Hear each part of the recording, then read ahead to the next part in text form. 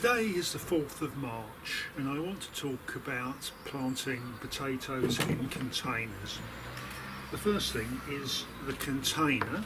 This is half an old water butt. It must have had a design fault in it originally because it's split at the bottom and started to leak out of one of the seams. And the first thing to do with your pot is to make sure it's got good drainage. This one has got some holes drilled in the bottom. The next thing to do with it is to put about 4 inches, 10 centimetres of compost in. I've got this bed of compost here, so we'll just give it a bit of a layer on the bottom. I'm not going to add any other fertiliser to this because potatoes can be over fertilised, and if you put too much fertiliser in with them, then the leaves grow beautifully at the expense of the potatoes.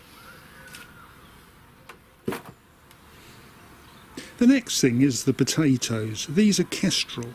I've not grown them before, but they're said to be a good all-rounder for baking, boiling, making chips and the like. They're second earlies. Broady potatoes come in 3 varieties. First earlies, which are the earliest to crop around June time.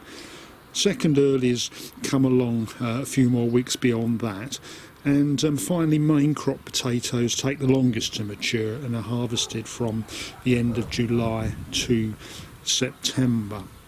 For the last couple of months, these have been sitting in their egg box in a light place, and they've been chitting, which is the development of the shoots prior to planting.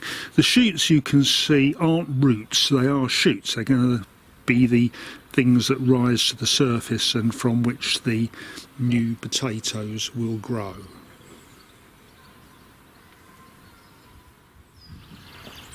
That's a reasonable sort of spacing for the potatoes. When you're chitting them, the shoots come from the eyes in the potatoes. Worth keeping an eye on them and keeping those upright so they're growing up, not down into the egg box. The next thing to do is just to top up the container with compost to a couple of inches above the potatoes. I'm expecting some frosts coming up here in March. I'm not too worried about that. As anybody that's grown potatoes in open ground knows, you always get a couple coming up on the next year that you didn't quite notice to harvest on the previous year, so they're okay as long as they're underground. Potatoes, however, are very sensitive to frost once they start putting their leaves through and need to be protected.